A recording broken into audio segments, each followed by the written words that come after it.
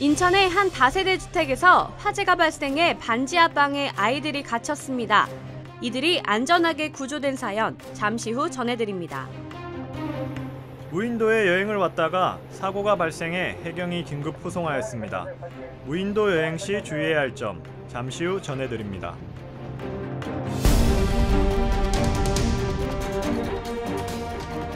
네, 여러분 안녕하세요.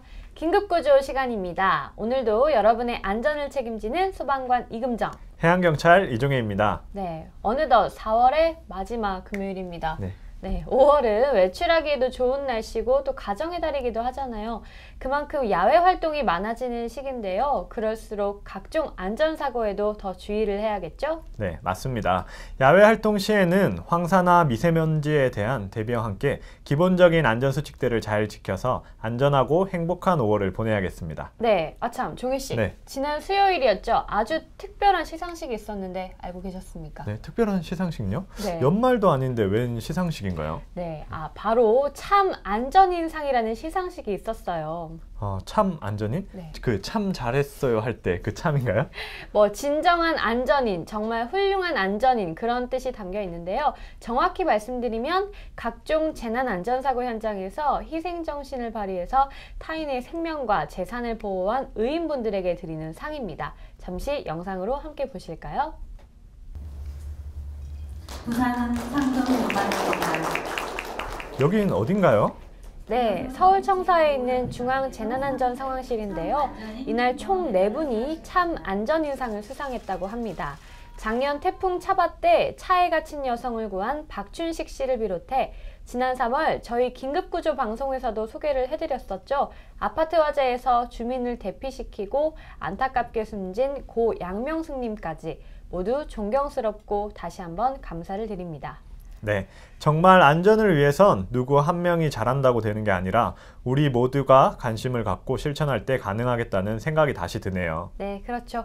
오늘 긴급구조 첫 번째 사건도 바로 이런 참 안전인상을 시상하신 분들처럼 용감한 대처 덕분에 소중한 생명을 살릴 수 있었던 사연입니다. 영상으로 만나보시죠. 지난 4월 18일 인천의 한 다세대 주택에 화재가 발생했는데요. 마침 주변에 있던 초등학교 5학년 서승환 군이 돌멩이로 방범창을 깨보려 하지만 역부족입니다. 그때 살려달라는 소리를 들은 이웃집 부녀 심동주 씨와 심다운 씨가 달려와 방범창을 발로 차 뜯어내고 아이들을 한 명씩 구해냈습니다. 이웃들의 용기 있는 대처 덕분에 다행히 인명피해 없이 이날 화재는 진압됐습니다. 이렇게 소중한 생명을 살린 3명의 시민유공자는 인천 서부소방서에서 표창장을 수여받았습니다. 반지하에 갇힌 아이들이 이웃의 도움이 없었더라면 정말 큰일 날 뻔했습니다. 다시 봐도 아찔한 순간입니다. 네, 화재가 발생한 경우 연기에 의한 질식으로 목숨을 잃는 경우가 많기 때문에 무엇보다 신속한 대피가 중요합니다. 이번 사건의 경우 이웃의 도움이 소중한 생명을 살렸다고 할 수 있겠습니다. 그럼 자세한 소식 당시 현장에 출동하셨던 인천 서부소방서 현장대응팀의 정의경 소방위 연결해 들어보도록 하겠습니다. 정의경 소방위님 안녕하십니까? 예, 안녕하세요. 네, 반갑습니다. 처음 화재 신고를 접수받았을 때 반지하에 사람이 갇혔다는 내용도 같이 접수가 된 건가요? 예, 최초 신고자는 바로 그 튀김 요리를 하기 위해 식용유를 끓였던 초등학생 중 한 명이었습니다. 이 학생은 친구들 2명을 자신의 집으로 초대해서 튀김 요리를 하기 위해 주방에서 후라이팬에 식용유를 붓고 가스레인지를 켠 후 방으로 들어가서 놀다가 식용유가 과열되어 화염과 연기가 발생하자 맞은편 현관으로 미처 탈출하지 못하고 다급하게 구조를 요청하는 상황이었습니다. 네, 현장에 도착했을 당시 화재의 규모와 함께 현재까지 밝혀진 화재 원인은 무엇인가요? 저희가 현장에 도착하였을 때는 화재 발생 장소가 반지하였던 점으로 그 현관문과 베란다 창문에서 검은 연기가 다량 발생하여 상층부로 확산해가는 상황이었습니다. 다행히 구조를 요청했던 초등학교 여학생 3명은 이웃 시민에 의해 모두 구조가 완료된 상태였고 저희 진압대원은 신속하게 내부로 진입하여 화점을 확인하고 배연 작업을 실시해서 연기를 제거함으로써 더 이상의 인명피해는 발생하지 않았습니다. 화재 원인 감식 결과 주방의 가스레인지 점화 스위치가 켜져 있는 것이 관찰되었고 후라이팬에 식용유가 발견된 점, 그리고 가스레인지를 중심으로 내벽면에 연소 진행 패턴이 형성된 점으로 보아서 음식물 조리 취급 부주의로 확인되었습니다. 네, 현장 대원들이 도착하기 전에 시민 여러분들이 도와주셔서 다행히 인명피해를 막을 수 있었잖아요. 굉장히 고마운데 그분들에게 하시고 싶은 말씀이나 당부사항 있으시다면 해주세요. 저도 초등학교를 다니는 딸이 있는데요. 부모님이 안 계신 집안에서 화염과 검은 연기가 발생되고 있는 상황에 미처 대피하지 못하고 반지하 방범 창살에 매달려서 다급하게 구조를 하고 있을 그 초등학교 여학생들을 생각하면 소방관이 아닌 한 아이의 아빠로서 가슴이 너무 아픕니다. 이 아이들을 구조한 신동주 씨도 딸을 키우는 입장에서 검은 연기가 발생하는 방지하의 그 방범 창살을 발로 차서 제거할 수 있는 용기와 힘이 거기서 나오지 않았을까 생각합니다. 앞으로도 이러한 시민 영웅분들이 계속적으로 나타나셨으면 합니다. 소방관으로서 당부드리고자 하는 것은 부모님이 안 계신 집안에서 화기 취급은 매우 위험합니다. 부득이하게 불을 사용하거나 전기를 사용할 경우에는 자리를 비우지 않는 것이 가장 중요합니다. 그리고 소화기 사용법을 당연히 숙지하고 있는 것도 중요하겠죠. 이상입니다. 네, 좋은 말씀 감사드리고요. 오늘 수고하셨습니다. 감사합니다. 예, 감사합니다. 네. 제가 긴급구조를 진행해서 그런지 우리 주변에서 화재가 굉장히 자주 일어나는 것 같아요. 그렇죠. 특히 이번 사건과 같이 최근에 이 음식물 조리 중에 화재가 많이 발생하는 것 같은데 음식물 조리 중 화재 어떻게 대처하는지 금정 씨가 소개해 주실래요? 네, 또 제가 소개를 해드리겠습니다. 네. 최근 요리에 대한 관심이 늘면서 어린 학생들이 식용유를 활용해 튀김 요리 같은 거를 가정에서 많이 하는데요. 이러한 식용유로 인한 화재 시 대처법 짜잔 제가 알려드리겠습니다. 먼저 요리는 가급적 어른과 함께 하는 것이 좋습니다. 아무래도 어린이 친구들은 불을 사용하는 방법이나 조리하는 게 능숙하지 않기 때문에 자칫 실수로 기름이 튀면서 화재가 날 수 있는데요. 그래서 어른과 함께 하셔야 되겠습니다. 네, 그 다음 어떤 건지 볼까요? 네, 두 번째는 가스레인지 주변에 행주나 키친타올 같이 불에 잘 붙는 인화성 물질을 두면 안 되는데요.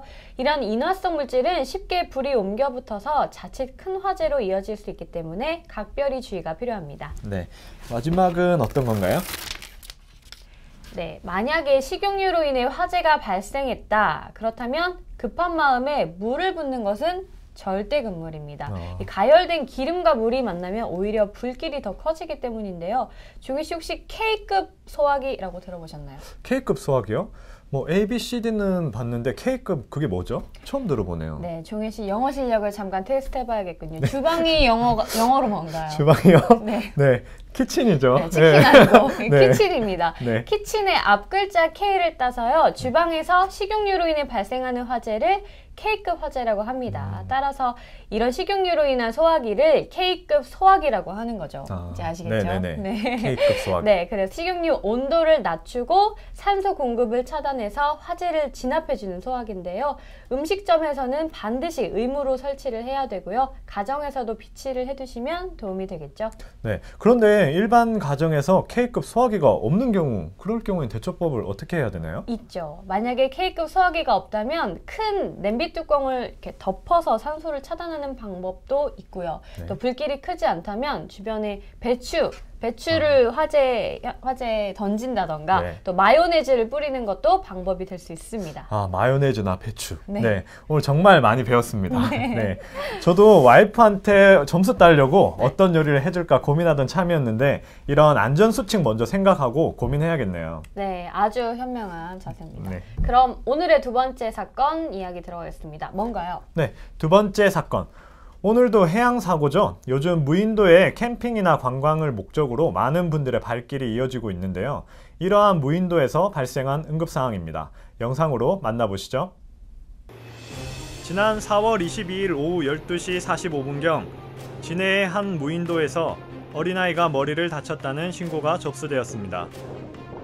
해경은 즉시 연안 구조정을 보내 머리를 다친 A군을 긴급 후송하였습니다.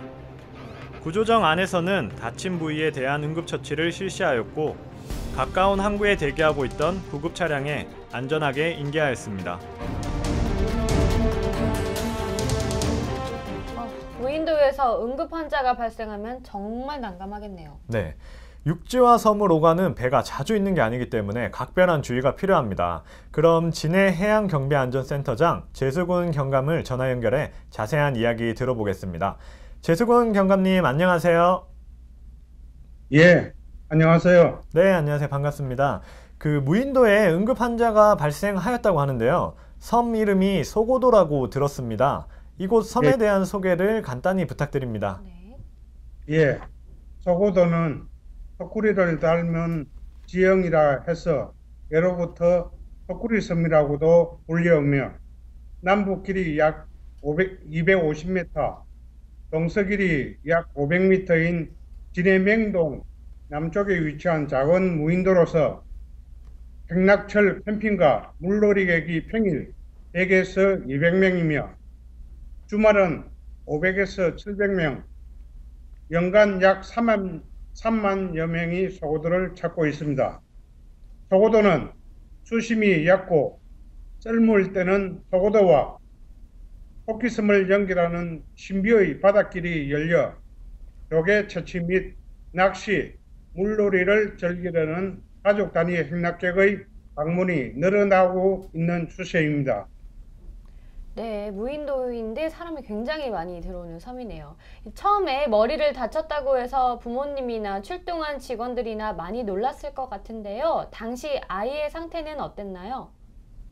예, 다친 아이와 부모 모두 당황한 표정이 역력했으며 수건으로 머리를 감싸고 있었습니다.